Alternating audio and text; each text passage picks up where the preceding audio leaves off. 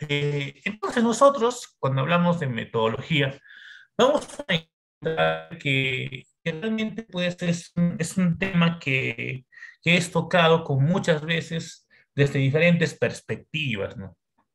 Muchas veces para los docentes universitarios hay mucha contradicción, o no llamemos contradicción, sino bastante debate en función a lo que es la metodología en cuanto al tipo, nivel, diseño de investigación. ¿Por cuánto? Por cuanto, pues muchas veces cada uno de nosotros, al iniciar este mundo de la investigación, adoptamos la postura de un investigador en particular, ¿no? Aquí en el Perú, como seguramente en gran parte de Latinoamérica, está imbuido de este libro que se ha convertido en un bestseller, que es pues el tema de Roberto Hernández Sampieri, ¿no?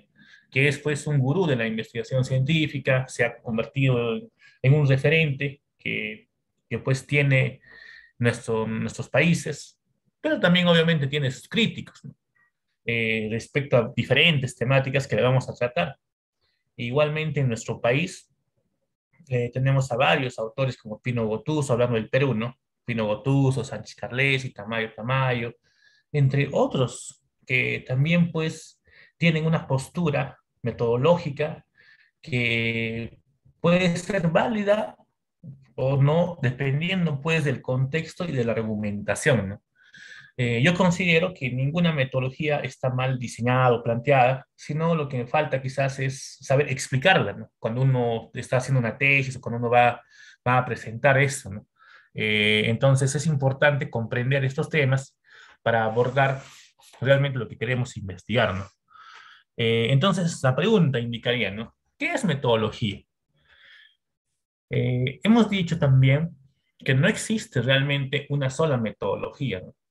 Cuando nosotros enfocamos respecto al positivismo, hago mención a este paradigma, por cuanto este paradigma pues es el que regula, es el que regula o el que está más latente en nuestras universidades, ¿no?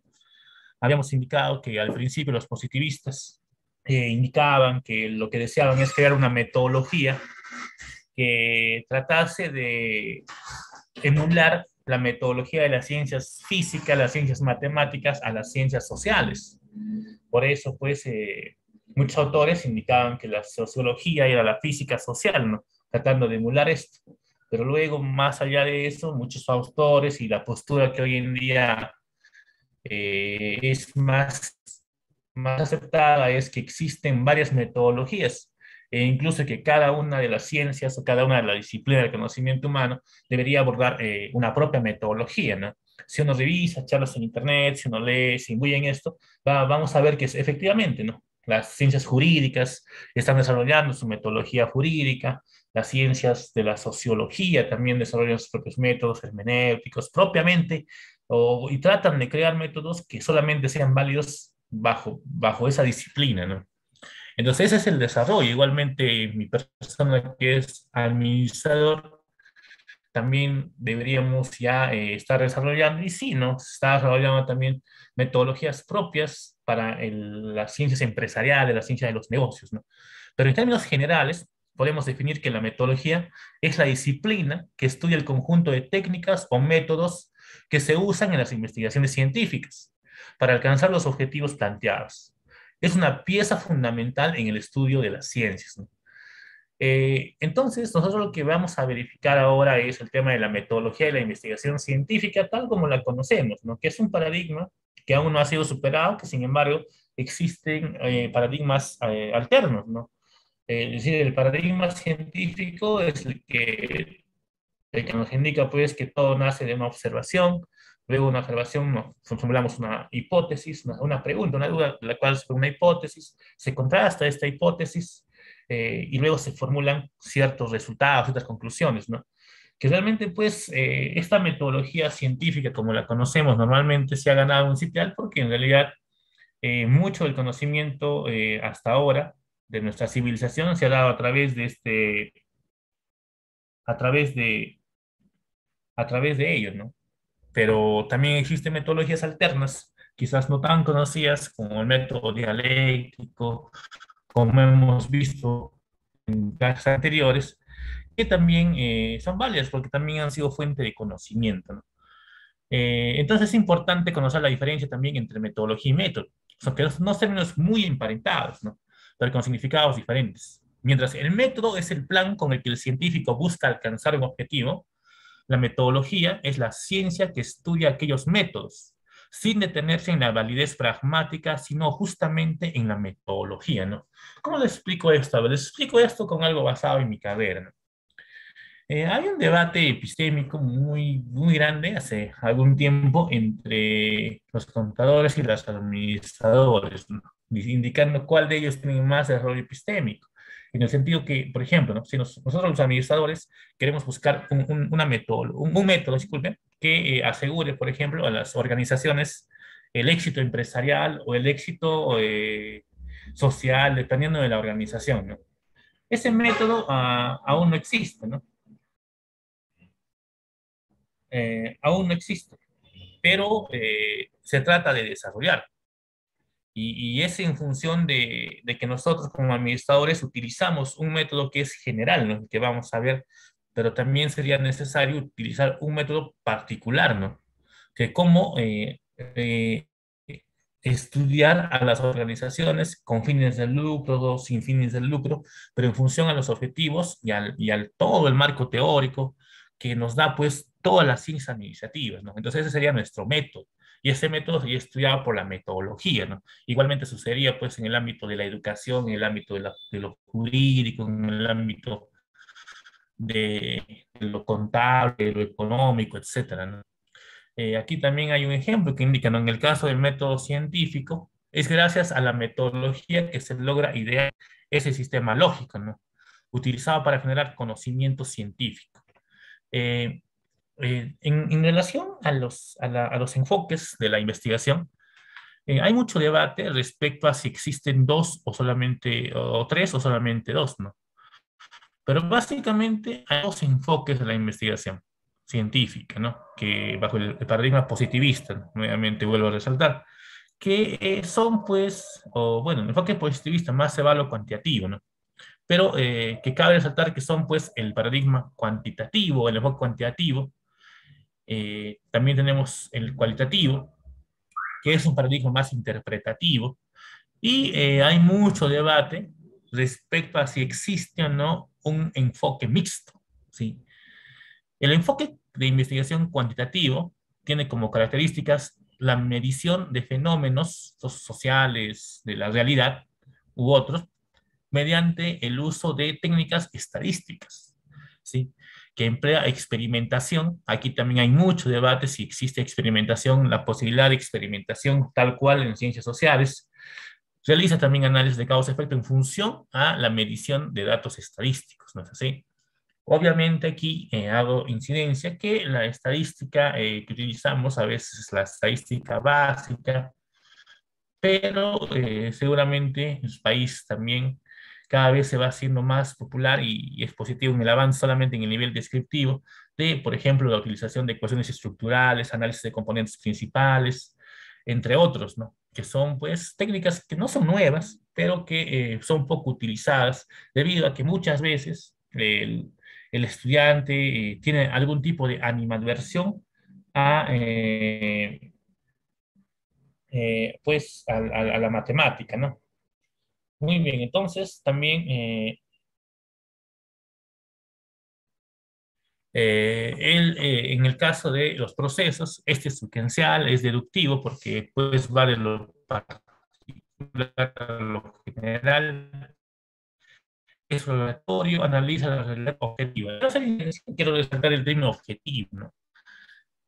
Una de los criterios que yo tenía, o sea, de este estudiante de pregrado, de preferir el enfoque cuantitativo, es porque yo consideraba que el cualitativo tenía un defecto gravísimo. O sea, en ese momento yo lo consideraba así. Era el tema de la subjetividad. Es decir, ¿no? Cuando si tú haces investigación cualitativa, tú estudias un fenómeno social, pero no puedes dejar de lado tus pensamientos, tus ideales, tu ideología, ¿no? Es que es como por decir, ¿no? Por ejemplo, si yo, digamos, tengo una animadversión a la Iglesia Católica, ¿sí? Digamos, que no sé, o sea, yo he leído su historia, no sé, estoy en contra de la Santa Inquisición y una otras cosas, ¿no? Pero quiero saber la fe de los católicos, digamos, ¿no? O sea, ¿qué los lleva a creer en esa religión? Pero si yo tengo una animadversión, ¿cómo me separo de esa animadversión, de ese prejuicio, para ser totalmente objetivo, ¿no?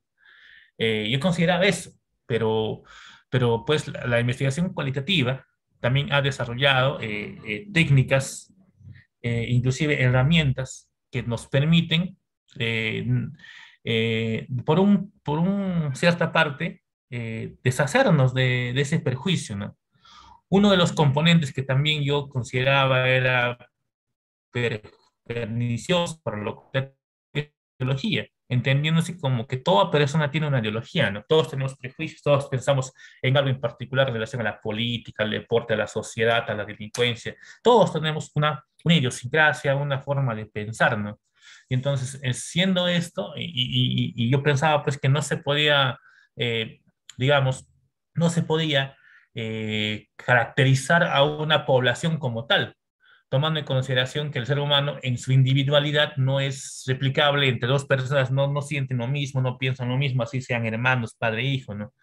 Pero al contrario, esto enriquece, ¿sí? Enriquece la realidad social, que es tal cual es, y que las técnicas como la hermenéutica, como la fenomenología, eh, tratan de interpretar y dan muy buenas herramientas metodológicas para acercarse al paradigma cualitativo, ¿no? O al enfoque cualitativo. Una de las grandes diferencias, ¿sí? Es que en lo cuantitativo nosotros tratamos de inferir en función a que muchas veces, por ejemplo, como hemos visto, seguramente conocen muchos de ustedes, queremos abordar una población a través de una muestra. ¿No es así? Eso nos permite la investigación cuantitativa por sus diferentes técnicas de muestreo. Y lo que nosotros queremos abordar en una muestra, podemos inferirla a una población. Eso nos permite la estadística, la cuantitativo, ¿no? En cambio, lo cualitativo no es así, ¿no? O sea, su objetivo no es inferir, sino es caracterizar propiamente una realidad determinada en un tiempo y lugar exacto determinado, ¿no? Eh, entonces, una de las características de lo cualitativo es no busca la réplica, es conducido en ambientes naturales, no se fundamenta en la estadística, ¿no? No se fundamenta en la estadística, tiene como proceso inductivo recurrente, ¿no? O sea, es de lo particular a lo general, como no es como lo cuantitativo, que es lo general a lo particular.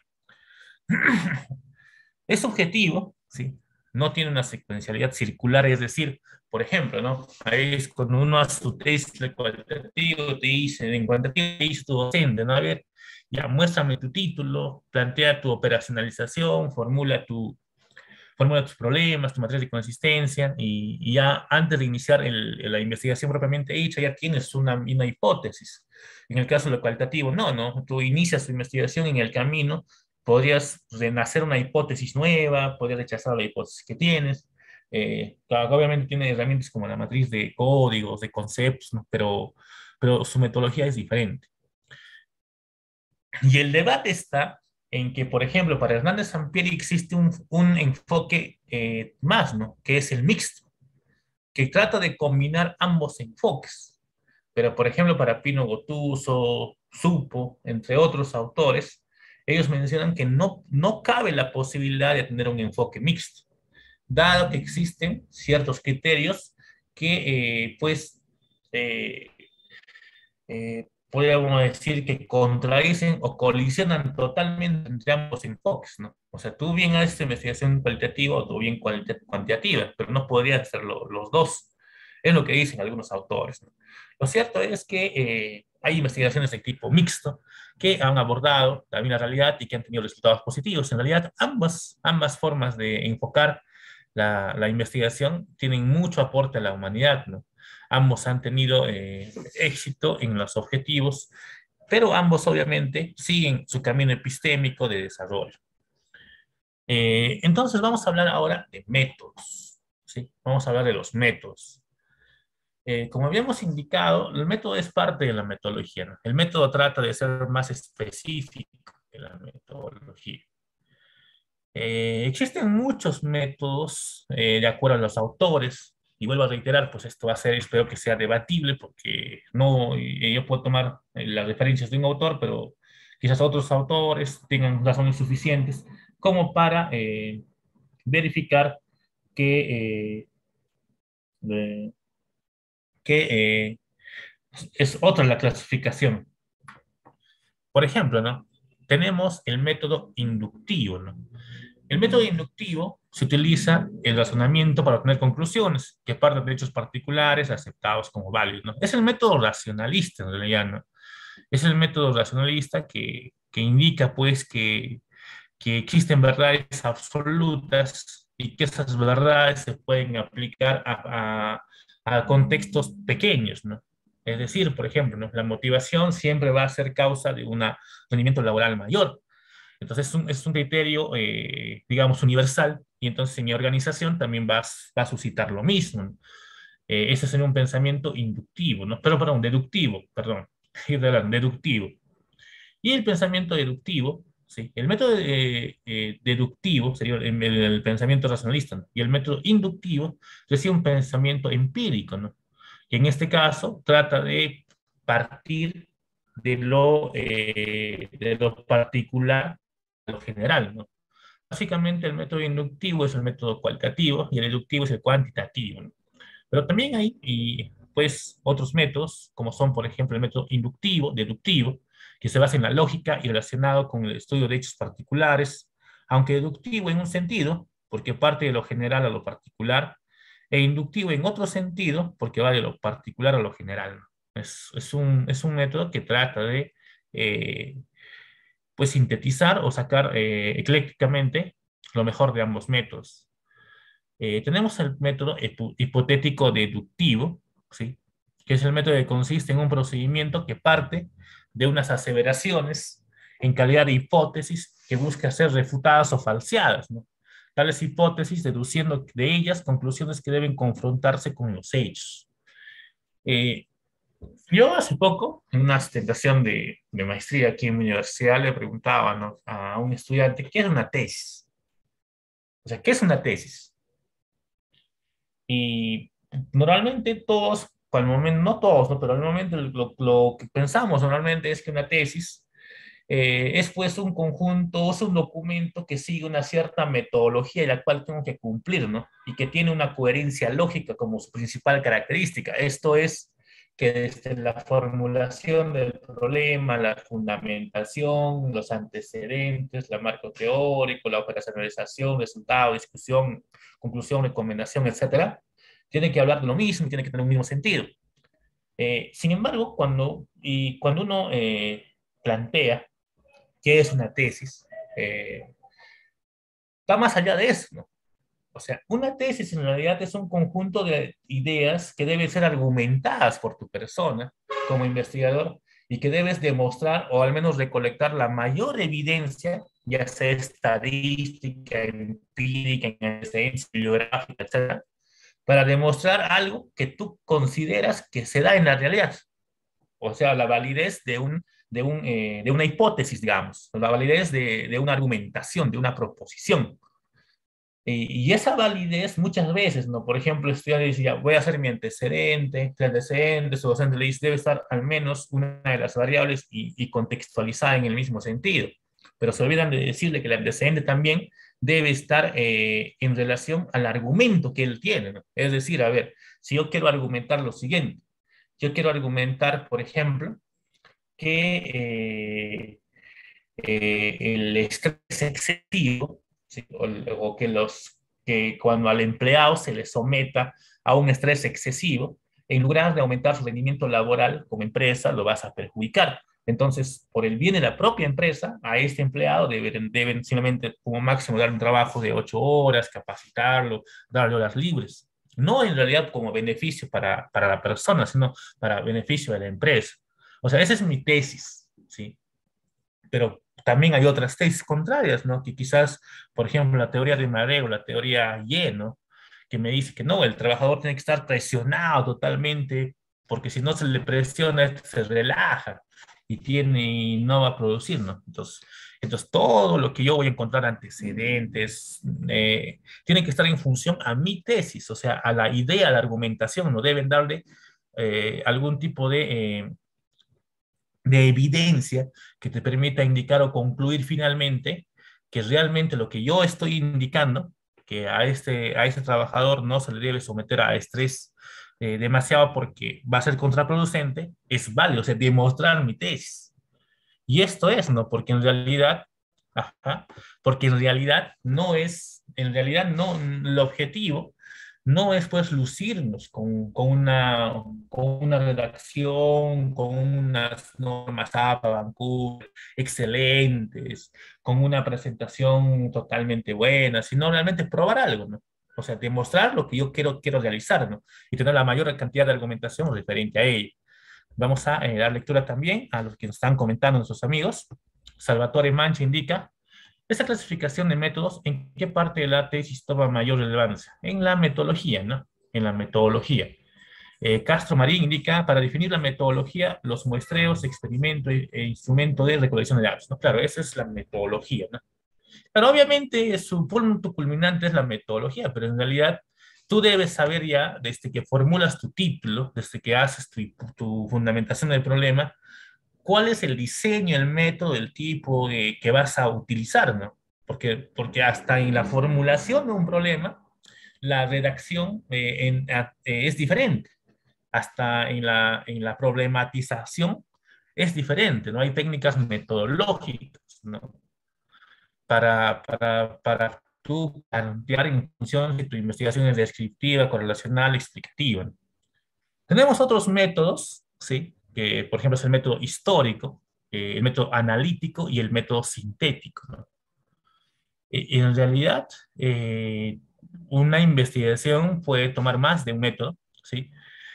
Los métodos más comunes son el hipotético deductivo y el analítico sintético, ¿no? El hipotético deductivo en lo cuantitativo y el método sintético en lo cualitativo, ¿no? Son los métodos más, digamos, más popularizados.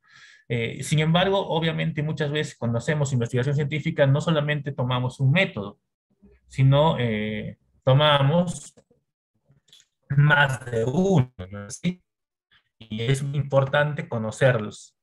Mario Argüello indica esos métodos. Ay, disculpen. Ay, disculpen. Ahí vamos a ver el chat. Estos métodos, dice nuestro amigo Mario Argüello, podrían considerarse más como procedimientos para acercarnos a la realidad que se estudia.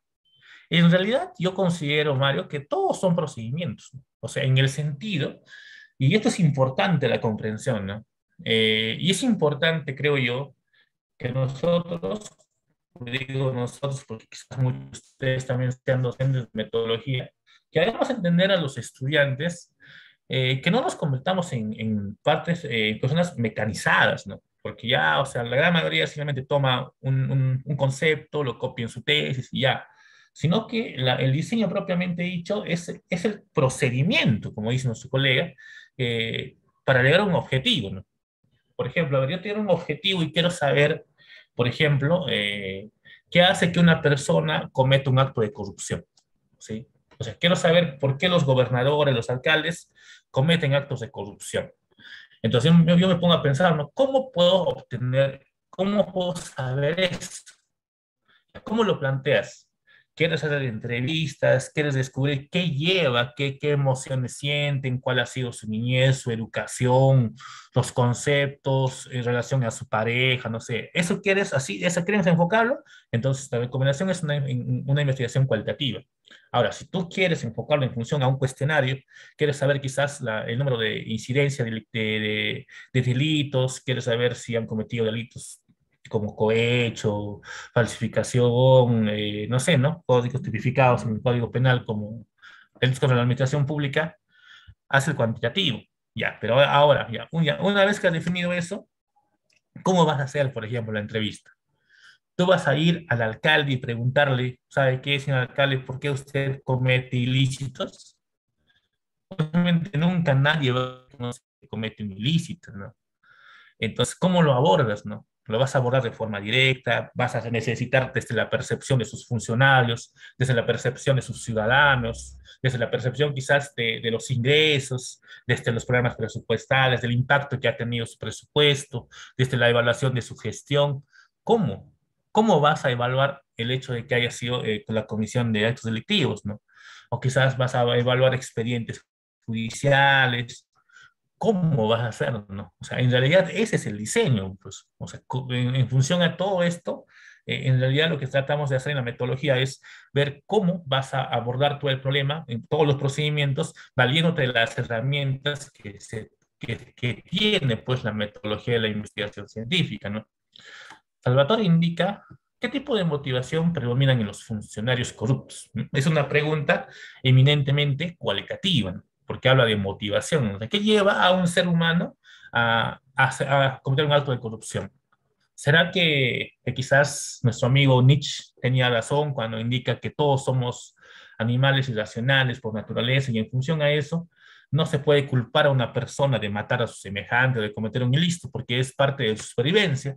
¿Será cierto esa teoría? Eh, ¿Puede usted deliberadamente obvio procedimientos? ¿Mm? Claro, quizás, ¿no? Quizás también se pueda mover, ¿no? En esa segunda parte, a ver si no lo entiendo, con polígrafo, cuando usted deliberadamente obvio procedimientos. Entonces, la idea fundamental es cómo abordamos esto, ¿no? O sea, yo, por ejemplo, lo que hago es, no, a ver, ¿cuál es tu objetivo ya? Que quiero conocer la rentabilidad, quiero conocer las ventas, quiero ver cómo es la motivación, no sé, ¿no? Y cómo lograr ese objetivo. Una vez claro eso, ya pues entonces acá están los métodos, acá está el enfoque, ¿cuál de ellos te sirve para lograr tu objetivo, ¿no? Entonces, pasamos aquí ahora a otro tipo de clasificación de métodos, ¿no? En este tema, vuelvo a reiterar, existen muchas definiciones, ¿no? Muchos conceptos y muchas de ellos a veces colisionan. Otra clasificación de métodos es la que tenemos ahora, ¿no? La que está aquí. Eh, por ejemplo, este autor indica que existen métodos específicos, ¿sí? Dentro del método científico, que es el método descriptivo, el método histórico y el método experimental, ¿no?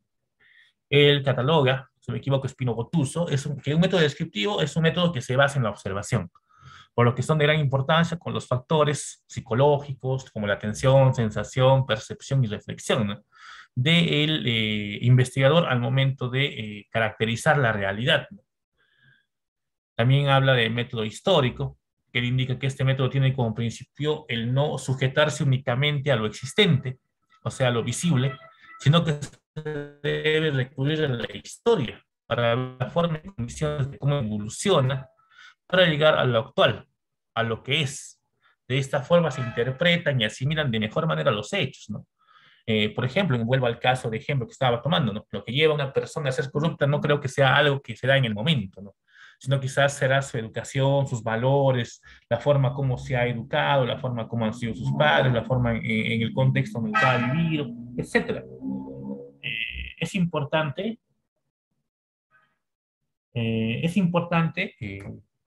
determinar esto, ¿no? Y otro método, por ejemplo, es el método experimental, ¿no? Se fundamenta en el método científico y se utiliza como procesos lógicos la inducción y la deducción. Consiste en realizar actividades con la finalidad de comprobar, demostrar o reproducir ciertos fenómenos, hechos o propios en forma natural o artificial. Muchos autores hablan pues de que la experimentación no es totalmente posible dentro de las ciencias sociales. Otros indican que es un reto, pero sí es posible. Otros inclusive clasifican, como vamos a ver más adelante, en los experimentos obviamente hechos, en los pre-experimentos, en los cuasi-experimentos y obviamente no hay experimentos, ¿no? Es importante destacar que el método experimental en la investigación cuantitativa se basa básicamente en técnicas estadísticas, ¿no? O sea, por ejemplo, ¿no? Que si cuando nosotros hablamos que una variable es causa de la otra, en realidad lo que queremos decir es que la variabilidad, el comportamiento de una variable, explica en cierto sentido, en cierta proporción, la variabilidad de la otra variable, ¿no? Es lo que queremos indicar en términos estadísticos, ¿no? Nelly Galdames indica, también hemos visto métodos no experimentales. Estos son los mismos que el método descriptivo, no necesariamente, porque en las investigaciones de alcance o nivel correlacional también podemos hablar de métodos no experimentales o no explicativos. ¿Sí? Ahora lo vamos a ver. A ver, acá hay una tipología, ¿sí? Que ya hemos visto ya, que habla del método deductivo, método inductivo, histórico, descriptivo, método experimental y método explicativo. Muchos autores, ¿sí? A veces sintetizan, ¿no? Por ejemplo, algunos podrían indicar que el método inductivo y el histórico podrían calzar en un solo método, igual que el método descriptivo y el método observacional podrían ser similares. En realidad, como vuelvo a repetir, en relación cuando hablamos de estos, de tipos de métodos de investigación, no hay una congruencia, ¿no? Existen muchos autores y a veces se van popularizando determinados tipos en función a las universidades que tenemos, pero basta la clasificación que se tiene, ¿no? Aquí, por ejemplo, vamos a ver en cuanto a los niveles de investigación. Ahora, cuando pasamos al tema de niveles, normalmente indicado, niveles es un término que Sampieri y otros autores utilizan para describir o clasificar a, a ciertos tipos de estudios, ¿no? Sin embargo, autores eh, como Tamayo Vargas, Sánchez Carlesi, indican que lo correcto no sería llamar los niveles, alcances. ¿Por qué no niveles? Porque tú cuando indicas nivel, tú estás indicando cierta jerarquía o cierta superioridad de uno sobre otro. Y en esto indicarías tú a la pregunta que también muchos se hacen, si una investigación descriptiva es menor y de menos importancia que una correlacional, o que una correlacional es de menor importancia a una explicativa. Entonces, lo correcto, según estos autores, no es hablar de niveles, sino de alcances de la investigación. Y, por ejemplo, leí un artículo que rompía ese mito, trataba de romper ese mito de que, por ejemplo, tú cuando estás en el pregrado, recién estás aprendiendo a investigar, tú deberías hacer investigación descriptiva. Luego, en la maestría, tú podrías hacer una investigación correlacional. Y ya en el doctorado, quizás has tomado una línea de investigación y deberías hacer la explicativa, ¿no? Por ejemplo, ¿no? ¿Cuántos de ustedes conocen que o sea, uno piensa, por ejemplo, que ya hago investigación descriptiva? No puedo tener hipótesis, algunos digan que sí, una hipótesis, pero lo máximo en estadística que puedo hacer es sacar su distribución de frecuencias, un gráfico, y ya está, no necesariamente. La investigación descriptiva, tú puedes hacer análisis factorial, puedes hacer análisis de componentes principales, puedes hacer unas ecuaciones estructurales y muchos otros métodos más en técnicas de análisis multivariante. Es investigación descriptiva. Y esa investigación descriptiva que les menciono tiene un grado de complejidad mucho mayor, inclusive a sacar simplemente una prueba correlacional o muchas veces sacar una T-student para comparación de grupos, ya sean correlacionales o ya sean independientes. Entonces, no es que la investigación descriptiva pues aporte en un menor grado al conocimiento que una correlacional, o que una correlacional aporte en un menor grado a una explicativa. Entonces, pero indicando ello, dentro del enfoque positivista, encontramos pues un nivel exploratorio, ¿no? Que mayormente se recomienda este nivel cuando se abordan variables que son muy poco estudiadas. En realidad, eh, algunos indicarían que no existen ese tipo de variables, ¿no? Por cuanto existen casi todas las variables que han sido estudiadas, pero no es tan cierto, ¿no? Por ejemplo, en el ámbito de la administración existen términos como el engagement, doxement, el recession, y otros que en nuestro contexto, ya en el contexto peruano, digo, no han sido estudiadas eh, con la prolijidad que sí, con otras como cultura organizacional, como calidad de servicio, que sí, ¿no? Y quizás estas nuevas variables que van surgiendo propio del avance de cada disciplina podrían ser abordadas de manera exploratoria. Obviamente, la forma exploratoria que tú vas a abordar, muchos autores inclusive indican que esta forma exploratoria debería ser de forma cualitativa, debido a que, pues, como te vas a un camino de incertidumbre, porque no conoces realmente la variable, tratas de descubrirla, ni siquiera de caracterizarla, ¿no? Porque recién de descubrirla, eh, pues podría ser abordada por lo cualitativo, ¿no? Salvatore nos indica que la investigación cualitativa puede considerarse como previa a las investigaciones cuantitativas, como la descriptiva y la correlacional. Sí, considero yo, pero sin la rigurosidad del caso. Ejemplo, digamos que yo aborde el DOSMING o el resizing, que son técnicas para, en un caso es para ver la magnitud del personal y tratar de que, digamos, una empresa tiene 100 personas. Mi objetivo es disminuirlas a 80 por temas de costos. Eh, Disculpen que haga casos administrativos, porque yo soy administrador, ¿no? Eh, o sea, quiero abordar este tema, que para mí, digamos, es nuevo, no he encontrado muchos antecedentes, y quiero abordar de forma cualitativa. Y quiero hacer un exploratorio. Obviamente, el investigador no, el estudiante de pregrado, si tú le hablas pues, de técnicas de teoría fundamental, hermenéutica, de fenomenología, una matriz de categorías, obviamente lo vas a marear y no va a abordar, pues así, o sea, estrictamente, metodológicamente, como es la investigación cualitativa, ¿no? Pero si simplemente aborda de forma natural, ¿no? Con una observación donde tome notas, apuntes, donde sí hace esos criterios cuantitativos como cuantificar, quizás sí, ¿no? O simplemente criterios como muy simples de algo cualitativo. El segundo nivel, que es la investigación descriptiva, lo que pretende es describir, caracterizar, ¿no? Lograr un correcto diagnóstico de cierto fenómeno de la realidad. Este es debatible si puede o no puede haber una hipótesis.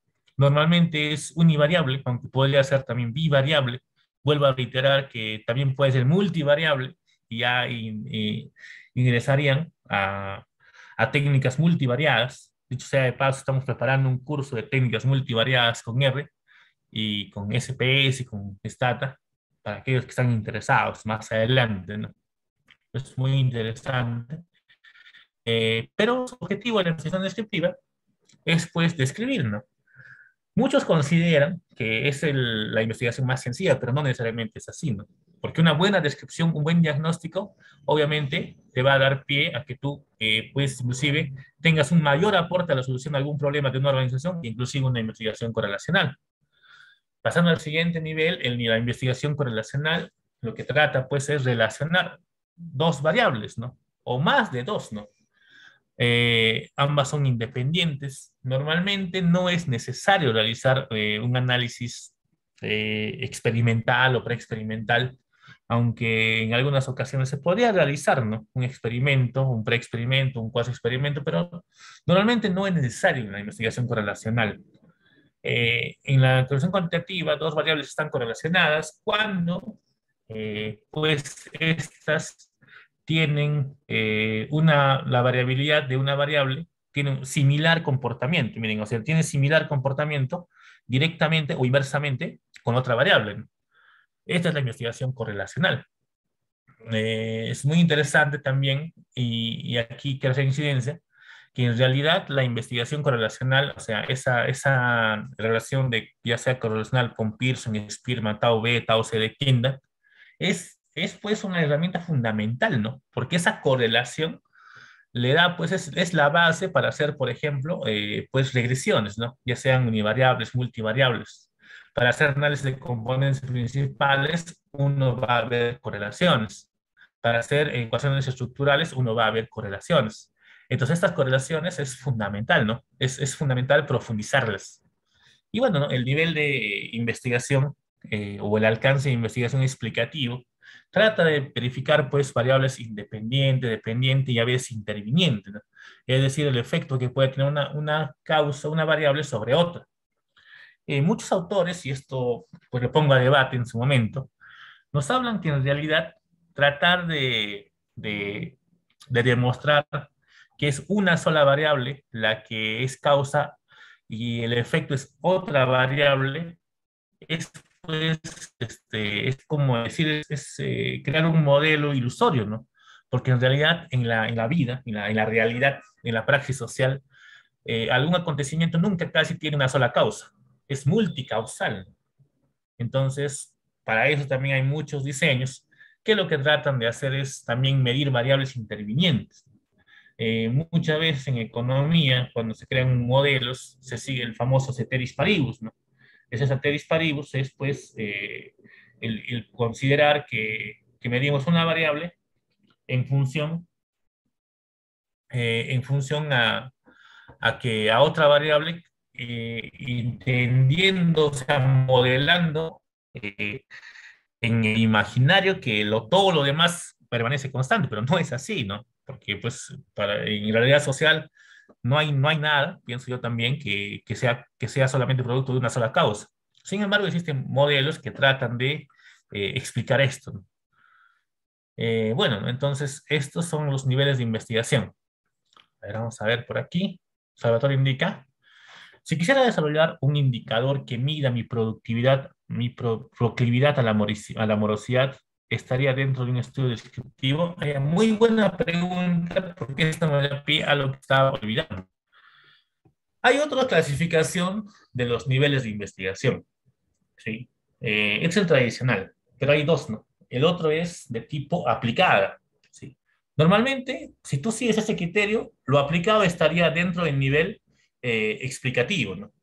Pero hay otro que indica, como dice también Mario, el predictivo y el aplicativo, ¿no? Esto se ve muchísimo en las carreras, por ejemplo, de ingenierías, ¿no? Ya sea ingeniería civil, ingeniería de sistemas. Por ejemplo, ¿no? Lo que plantea nuestro compañero indica, ¿no? O sea, un indicador que mida mi proclividad a la morosidad, o sea, que se anticipe, ¿no? Entonces, estaríamos hablando de una investigación de tipo predictivo, ¿no? Entonces, una investigación de tipo predictivo podría ser esto. Ahora, una investigación de tipo aplicativo, yo podría plantear un modelo, ¿no? Por ejemplo, yo quisiera hacer un modelo por ejemplo, de formulación de políticas públicas, ¿sí? Entonces, es un modelo, o sea, aplicativo, o sea, quiero cambiar la realidad en función a algo que yo quiero proponer y que debería aplicarse para que las cosas mejoren. En algunos podría estar en la investigación explicada, pero otros indican que también podría ser un modelo predictivo. Aquí también algo que quiero tomar en consideración es importante, y eso a veces recién lo sabemos cuando ya estamos pues haciendo la maestría, el doctorado, tener una línea de investigación. Te ayuda bastante, por experiencia yo les digo, ¿no? Lamentablemente yo cuando estaba pregrado me hubiera gustado conocer esto, ¿no? ¿Por qué? O sea, si tú tomas una línea de investigación, o sea, me refiero a un tema en concreto que te gustaría investigar dentro de tu carrera, dentro de tu profesión, tú lo puedes desarrollar en pregrado, en maestría, en doctorado, y puedes hacer artículos científicos al respecto y te vuelves un referente respecto a ello, ¿no? O sea, por ejemplo, ¿no? Si yo quiero hablar sobre, digamos, por ejemplo, algo relacionado a lo que son los modelos estocásticos, por ejemplo, ¿no? Entonces, en pregrado yo simplemente hago estadística, algo relacionado al uso de la estadística, lo descriptivo. En maestría realizo técnicas estadísticas inferenciales y en doctorado realizo técnicas estocásticas, ¿no? Y, o un tema más sencillo, digamos, ¿no? La calidad del servicio, ¿no? En el pregrado, calidad es un enfoque descriptivo, un enfoque relacional, luego hago un enfoque explicativo, luego ya planteo un modelo de calidad, ¿no? O sea, vas en una misma línea, lo cual te permite, pues, profundizar, es un especialista en esa área, ¿no? En cambio, muchas veces, a veces hacemos las investigaciones en diferentes áreas, ¿no? Solman nos pregunta, buenas noches, si el desarrollo de un sistema web para mapear accidentes laborales, ¿qué tipo de investigación sería? Nuevamente, pues dentro de este criterio, siguiendo la Sampieri, tu investigación sería explicativa, pero si seguimos a otros autores, tu investigación sería aplicada, porque lo que tú quieres hacer es desarrollar una web para mapear accidentes laborales, ¿no? Entonces, va a depender del autor, ¿no? Yo consideraría que esa investigación sería una investigación aplicada, ¿no? que no está dentro de los niveles o alcances que se ven aquí en esta lámina, ¿no? Muy bien. Vamos a pasar a los diseños ahora. Sí, ya hemos visto tipo, ya hemos visto métodos, ahora vamos a ver el diseño de investigación. ¿Qué es un diseño de investigación? Se define como los métodos y técnicas elegidos por un investigador para combinarlos de una manera razonable, lógica, para que el problema de la investigación sea manejado de forma eficiente. El diseño no es una guía sobre cómo llevar a cabo la investigación, perdón, el diseño es una guía, ¿no? Sobre cómo llevar a cabo la investigación utilizando una metodología particular. Cada investigador tiene un diseño, una lista de preguntas que necesitarán ser evaluadas. Por ejemplo, a ver, empezamos, bueno, acá estamos por el diseño correlacional, vamos por el descriptivo primero. En el diseño descriptivo, ¿sí? En el diseño descriptivo, lo que se trata, como habíamos indicado, implica una observación y la descripción de un comportamiento de un sujeto sin influir sobre él de ninguna manera. Existen diseños, como en el caso del descriptivo simple, ¿no? A ver, voy a sacar mi, para apuntar, para poder tomar nota o para mostrarles. Por ejemplo, ¿no? Este es el diseño de investigación más simple, que es el diseño descriptivo simple, ¿no? Simplemente tenemos a la M, que hace referencia a la muestra de estudio, a la cual se le observa, se le caracteriza, ¿sí? Como vuelvo a repetir, la caracterización no es tan sencilla muchas veces, ¿no? O sea, no es simplemente caracterizarla en función a objetos que son perceptibles de forma a primera vista, ¿no? Sino muchas veces para caracterizar los problemas de una organización, las patologías, para caracterizar un fenómeno social, existen pues fenómenos subyacentes, ¿no? Así, no siempre es lo que simplemente se aprecia a simple vista o lo que simplemente te responde a través de un cuestionario una persona. Pero este es el modelo más sencillo. Existen otros modelos descriptivos, como este de acá, como es el diseño descriptivo comparativo, ¿no? Lo que trata aquí este diseño, que dice aquí, consiste en recolectar en dos o más muestras con el propósito de observar el comportamiento de una variable, tratando de controlar, entre comillas, estadísticamente otras variables que se consideran pueden afectar la variable estudiada. En este caso, entre comillas también, va a ser la variable independiente. Entonces, lo que trato de hacer es, por ejemplo, ¿no? En una investigación descriptiva, por ejemplo, a ver, la pandemia. La pandemia, quiero saber cuál ha sido el sector que más ha sido afectado por la pandemia. ¿Será el sector textil? ¿Será el sector calzado? ¿Será el sector abarrotes? ¿Cuál de ellos? O sea, solamente voy a caracterizarlo, ¿no? No quiero demostrar relaciones, ni mucho menos causalidad, sino simplemente quiero saber cuál ha sido el sector más afectado. Entonces, un diseño descriptivo comparativo podría ser útil, si ese es mi objetivo, ¿no? Vamos a leer lo que nos indica. María, no se ve la pantalla. ¿Se aprecia mi diapositiva? Sí, sí Mario me se dice que puede no. observar. Sí, Perfectamente. Sí, Ah, ya. perfecto. Debe ser algún problema del colega. Muy bien, entonces esos son los tipos de investigación que se tienen, ¿no? Obviamente aquí la estadística, si es univariante, es sencilla.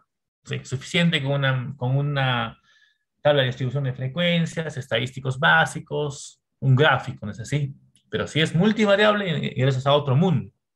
Si es multivariable, ingresas a ecuaciones estructurales, análisis de componentes principales, modelos Turing, etcétera, ¿no? Aquí tenemos ahora, bueno, antes de pasar a esta, vamos acá a los diseños de investigación correlacional, ¿sí? Los diseños de investigación correlacional, entonces, tienen diseños de investigación que tienen como objeto establecer el grado de correlación estadística, ¿no? Que hay entre dos variables en estudio.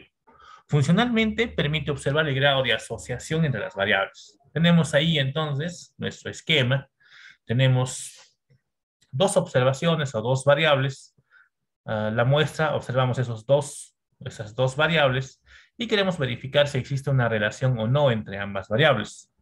Como vuelvo a indicar, la relación que básicamente buscamos aquí es una relación estadística, ¿no?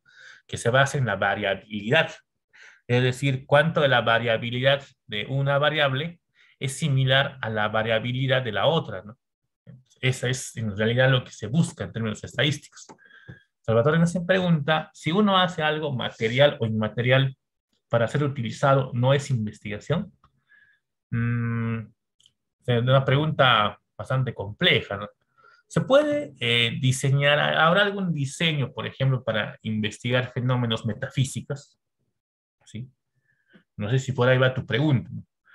Pero sería muy interesante, por ejemplo, si tú quieres eso, eh, ver el tema de la psicología, ¿no? Hay amigos psicólogos, ellos crean técnicas más allá de la psicometría, ¿no? Que tratan de descubrir pues, el comportamiento de las personas, ¿no?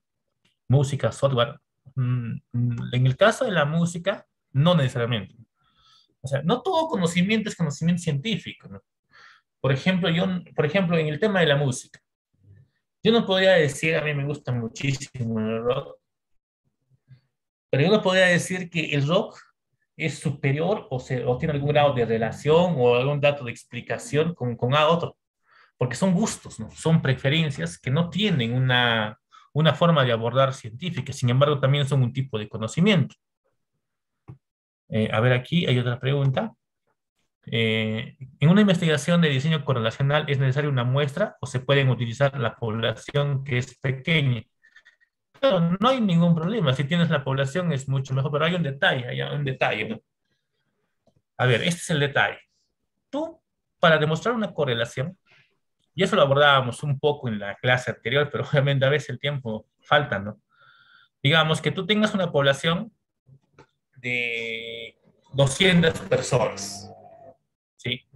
Y tú que por alguna razón has sacado una muestra no probabilística y dices que 10 personas. Es decir, en 10 personas quiero demostrar algún tipo de relación entre la variable A y B. Pero si esas 10 personas no representan, no es representativa tu muestra, tú vas a tener la posibilidad de tener una muestra o una relación. Debido a la potencia estadística, el error tipo 2, no sé si estuviste en la clase pasada o conoces este tema, puede ser, puede ser bastante pequeño, ¿no? Porque recuerdan que beta, en el caso del error tipo 2, debe ser mayor a 0,80 para que la potencia estadística sea válida.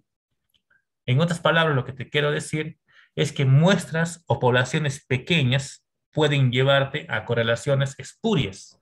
No sé, lo mejor es tener una relación significativa, o sea, salvo que hagas un estudio de caso, ¿no? ¿Qué es un estudio de caso?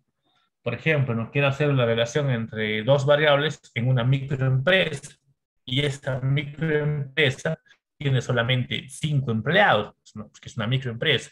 Claro, obviamente puedes hacer el estudio, pero obviamente en ningún caso esta va a ser inferencial. O sea, digamos que mi microempresa es de abarrotes y en mi microempresa, Juanito, encuentro que A y B están relacionadas. Esto no podías tú, los resultados de esta investigación, no podrías tú inferirles a otra empresa, así tenga las mismas características, porque solamente es un estudio de caso, solamente es válido para ese caso. Y no es recomendable porque si tú quieres sacar un artículo científico de esa investigación, muy pocas revistas se van a aceptar Es, con una población más sí muy es. pequeña. ¿Sí? ¿Alguien quiere intervenir? Ya, me avisan si quieren intervenir. Ya. Muy bien. Entonces, el estudio de investigación correlacional, como les indicaba, en el fondo lo que se quiere verificar es la correlación entre variables. Ahora también existen técnicas como la asociación con una chi cuadrada, entre otras, que también buscan verificar la asociación entre variables categóricas, ¿no? En este caso es el comportamiento similar, ¿no? Pero en el fondo, la chi cuadrada lo que hace es tratar de que la variable categórica sea expresada en forma cuantitativa. Eh, También existen los modelos de tipo experimental. A ver, en este tema, los modelos de tipo experimental, es apasionante porque existen muchísimos modelos. No hay uno o dos, existen muchísimos modelos. unos con mayor aceptación que otros, desde los más sencillos hasta los más complejos, ¿no? Por ejemplo, acá indica que los preexperimentos, por ejemplo, sirven para aproximarse al fenómeno que se estudia, administrando un tratamiento o estímulo a un grupo para generar hipótesis y después medir una o más variables para observar sus efectos. Miren de qué año data esta definición, ¿no? Del 69. La definición misma de preexperimento, por ejemplo, implica que el grado de control de este tipo de estudio es muy bajo cuando se le compara con el obtenido, ¿no? En un diseño experimental real. Es imposible desdeñar, dice, que la interpretación de los datos puede haber numerosas variables extrañas, como le decía, ¿no? Que tengan un efecto de atribución errónea de la variable independiente sobre la variable dependiente, las que son útiles para el acercamiento exploratorio respecto a la realidad que se investiga y que sirven como ensayo de nuevos experimentos controlados. Entonces, en el diseño preexperimental de un solo grupo, cuyo grado de control es mínimo, generalmente es útil para, como primer acercamiento al problema de investigación de la realidad. Entonces, a ver, tenemos aquí diseños desde los más simples, ¿no? Los diseños experimentales. El diseño preexperimental, por ejemplo, hay un diseño que es el diseño de un grupo, solo después, ¿no? O sea, en un solo grupo se tiene una variable independiente y se tiene una observación. También tenemos diseños causales comparativos, ¿no? Esto está muy ligado a un diseño que por ahí lo vi, que también tiene sus detractores, y es el diseño correlacional explicativo o correlaciones explicativas, que su objetivo, según los que defienden ese diseño, es a su vez buscar relaciones, pero que, que pues, pues que tratan de encontrar, pues, no solamente la relación, sino la causalidad. Por ejemplo, tenemos aquí diseños cuasi experimentales. ¿Qué es un diseño cuasi experimental? A ver, quiero explicar esto de forma sencilla para un poco luego abordarlo. Normalmente en la clasificación, la más sencilla, digamos, de términos experimentales, son tres, ¿no? Los preexperimentales, los cuasi experimentales y los experimentales. Cuando hablamos de preexperimentales, hablamos solamente de un grupo experimental, es decir, un grupo experimental al cual se le va a aplicar un instrumento en un primer momento, se va a hacer un tratamiento, si es en el campo administrativo, no sé, un sistema de inducción, motivación, si es en el ámbito educativo, una estrategia educativa, etcétera, ¿no? Y luego se va a medir, ¿sí? O sea, solamente en un grupo experimental. En este caso vuelvo a repetir, de los pre-experimentales es eso. Inclusive hay otros modelos más simples como el pre-experimental de un solo grupo después, pero normalmente es el que le indicaba, ¿no? En el caso de los modelos cuasi experimentales, tienen grupo control y grupo experimental, pero estos grupos no han sido aleatorizados, ¿sí? Muchas veces, como hemos visto también en transmisiones pasadas, la realidad, como nosotros, por ejemplo, ¿no? Cuando abordamos una empresa, la empresa está con sus trabajadores ya pues contratados, ¿no? Nosotros no podemos de alguna forma realmente intervenir, o sea, si la variable es, digamos, la motivación, nosotros realmente no podemos intervenir en la motivación de la persona, ¿no? Cambiándole de posición, viendo qué pasa si le aumento el sueldo, qué pasa si le aumento la luminosidad, las horas de descanso, porque normalmente eso no es posible, ¿no? Porque ellos están en una condición de trabajo, ¿no? Nosotros estamos investigando y podemos, puedes tener cierto control sobre la variable, pero ese control, pues es limitado, ¿no? A las, a lo que estamos indicando. Y asimismo también el grupo experimental y el grupo control tienen ciertas características similares, pero no en su totalidad, ¿no? Porque en realidad no existiría dos grupos exactamente iguales, ¿no? Pero quizás sí las características que queremos medir. Ejemplo, ¿no? Yo estoy haciendo una tesis por una maestría que culminé en la Universidad Católica de Trujillo, que trata de verificar si la variable se ha desarrollado, por ejemplo, en mi universidad, un nuevo modelo de educación, ¿no? Que es el modelo socioformativo por competencias, que lo que trata es, entre otras cosas, de incrementar o fortalecer las competencias de empleabilidad de los estudiantes. Este modelo ya lleva 2 años y quiero saber si realmente existe un impacto, ¿no? Si es causa de que se han incrementado las competencias de empleabilidad. Entonces, los estudiantes de la Universidad Emilio Valdizán, sí, son de la Facultad de Administración del primer año, son el grupo experimental. Ahora, el grupo control, si estoy en el pre, en el cuasi, perdón, podría ser pues estudiantes de otra universidad, de la misma facultad, pero que no necesariamente tengan las mismas características, ¿no? O sea, por ejemplo, la Universidad aquí en Huánuco es la universidad privada, no aplica ese modelo educativo, tienen otro modelo educativo, pero yo considero que son grupos comparables, pese a que existen ciertas diferencias, pero lo que son similares es que son de la misma carrera, mismas edades y otras, ¿no? Las considero.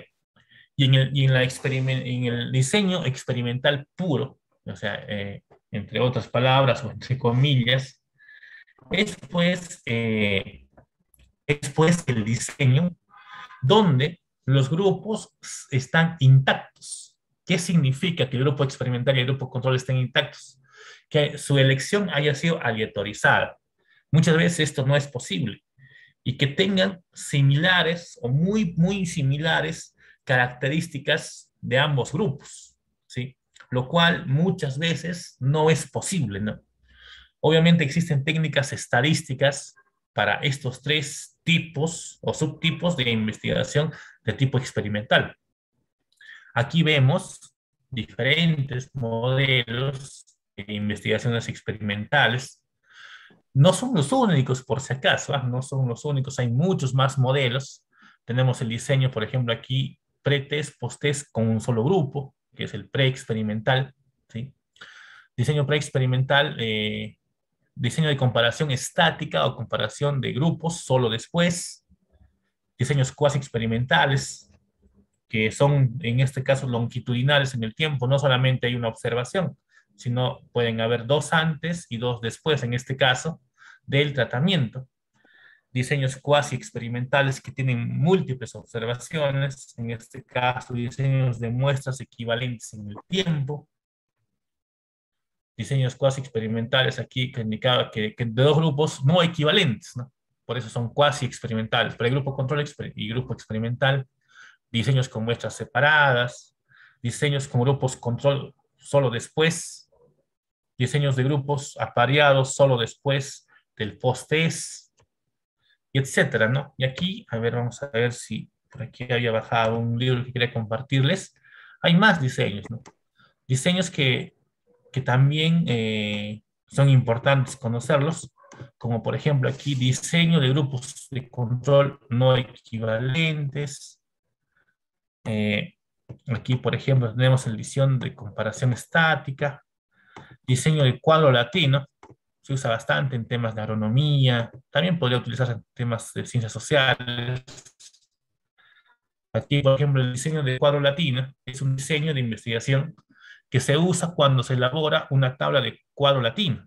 Es decir, se usa para realizar experimentos en condiciones heterogéneas, donde las propiedades cambian en dos direcciones. Un cuadro latino es una matriz de n por n elementos, en la que cada casilla está ocupada por uno de los n símbolos, de tal modo que cada uno de ellos aparece exactamente una vez en cada columna y en cada fila. Los cuadros latinos serán como una tabla de multiplicar empleada para operar en los cuasi grupos y son aplicables para la elaboración de experimentos numéricos, ¿no? Obviamente, sin solamente para variables de naturaleza cuantitativa, eminentemente. Y así, ¿no? Diseño de cuadros de grupos de Salomón, también para variables cuantitativas, y etcétera, ¿no? Hay muchos diseños más de investigación explicativa, sobre todo, que lo que tratan es, pues, de identificar causalidad, ¿no? Obviamente, esa causalidad, en realidad lo que te dan es cierta evidencia estadística que existe causalidad, pero obviamente esa causalidad, como en realidad es la ciencia, si tú quieres demostrar una tesis, como había dicho al principio, lo que tú tienes que hacer es buscar mayor evidencia científica, ¿no? Entonces digo que acá tengo evidencia que hay causalidad, pero también tengo antecedentes que demuestran esa causalidad, tengo un marco teórico que demuestra esa causalidad, y así, ¿no? Mientras más evidencia científica, tendrán mayor eh, calidad tu investigación en función a lo que quieres tú demostrar. Muy bien, esto ha sido esta parte.